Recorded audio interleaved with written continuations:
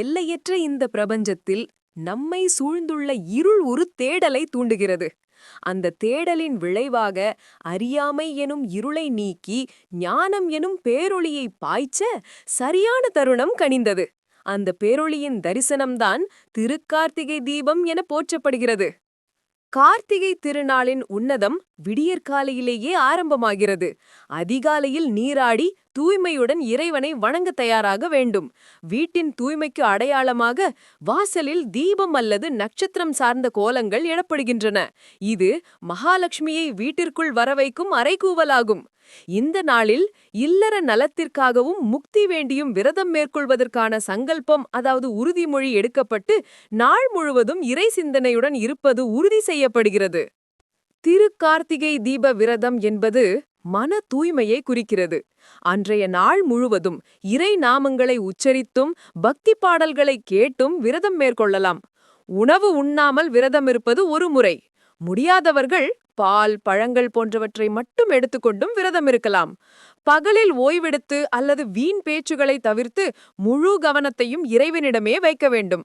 இது உடலையும் உள்ளத்தையும் இரவு தீப வழிபாட்டிற்கு தயார்படுத்தும் அரிய தவமாகும். புராணங்களின்படி இந்த திருநாள் ஈசனின் ஜோதி பிழம்பான திருவண்ணாமலையை குறிக்கிறது. இந்த நாளில்தான் சிவபெருமான் ஜோதி பிழம்பாக காட்சியளித்தார். படைக்கும் பிரம்மாவும் காக்கும் விஷ்ணுவும் தங்களில் யார் பெரியவர் என்று விவாதம் செய்தபோது சிவன் ஜோதி ரூபமாய் காட்சியளித்து அதன் அடியையும் உச்சியையும் காணச் சவால் விடுத்தார். இருவராலும் அதன் ஆதியையும் அந்தத்தையும் காண இயலாமல் தங்கள் தவறை உணர்ந்த தருணமே இது. ஆதியும் அந்தமும் இல்லாத பரம்பொருள் சிவனே என்பதை உணர்த்தவே சிவபெருமான் ஒரு ஒளித்தூணாக காட்சியளித்தார். இந்த சுடரொளியே அனைத்திற்கும் மூலம் என்ற தத்துவத்தை இது வலியுறுத்துகிறது. மாலை நேரம் நெருங்க விளக்கேற்றுவதற்கான நைவேத்திய தயாரிப்புகள் ஆரம்பமாகும். திருக்கார்த்திகை தீபத்தின் முக்கிய பிரசாதமான நெல் பொரி உருண்டை இனிப்பு அடை போன்றவை செய்யப்படுகின்றன. வீடு முழுவதிலும் விளக்குகள் வைக்கப்பட்டு தீபக்காட்சிக்கு தயாராகிறது. எண்ணெய் அல்லது நெய் ஏதாவது ஒன்றை பயன்படுத்த வேண்டும். மண் அகல்கள் பயன்படுத்துவது மிகவும் விசேஷம். திருவண்ணாமலையில் மலை உச்சியில் மகாதீபம் ஏற்றப்படும் நேரமே வீடுகளிலும் விளக்கேற்றுவதற்கான உகந்த நேரமாகும். சரியாக மாலை 6 மணி முதல் 7:30 மணிக்குள் விளக்கேற்றுவது மிகவும் விசேஷமானது. குறைந்தபட்சம் 27 அகல் விளக்குகள் கட்டாயம் ஏற்ற வேண்டும். இது 27 நட்சத்திரங்களை குறிக்கிறது. மேலும் நம் வசதிக்கு ஏற்ப எத்தனை விளக்குகள் வேண்டுமானாலும் ஏற்றலாம்.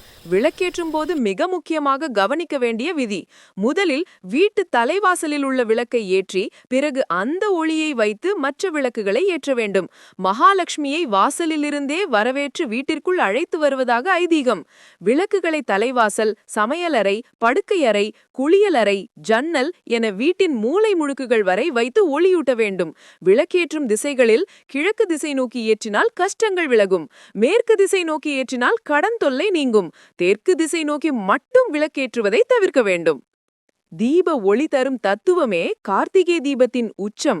எண்ணெய் தன்னை கரைத்து ஒளியை தருவது போல மனிதர்களும் தன்னலம் பாராமல் பிறருக்கு உதவ வேண்டும். திரியானது எரிந்து ஒளியாக மாறுவதே உண்மையான முக்தி நிலையாகும். விளக்கு ஏற்றும் சடங்கு பஞ்சபூத சக்திகளுக்கு நாம் செலுத்தும் வழிபாடாகும். இந்த செயல் நம்மை சுற்றியுள்ள இயற்கையுடன் நாம் பிரிக்க முடியாமல் இணைந்திருப்பதை ஆழமாக நிறுவுகிறது. கார்த்திகை தீபம் என்பது ஒரு நாள் திருவிழா அல்ல. அது நம் வாழ்நாள் முழுவதும் ஒளியை தேடும் பயணத்தின் தொடர்ச்சி. தீப ஒளி நம்மை சுற்றியுள்ள அனைவருக்கும் நலத்தையும் வளத்தையும் தரட்டும். இந்த ஒளியின் மூலம் ஈசனின் அருளும் ஞானமும் நம்மை சென்றடையட்டும். அனைவரும் பாதுகாப்பாக தீபத் திருநாளை கொண்டாடி அனைத்து நலன்களையும் பெற வாழ்த்துக்கள்.